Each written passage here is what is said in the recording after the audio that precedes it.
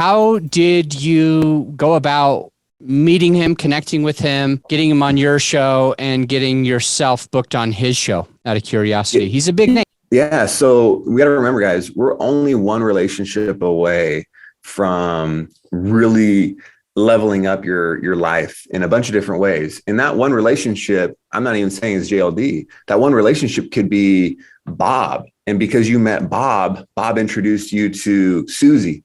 And then because you got introduced to Susie, Susie introduces you to Jack, and Jack, who you wanted to talk to the whole time, right? So like that one relationship can open up a lot of doors, and Travis has been a great friend of mine over the years. And I got connected with JLD because of Travis.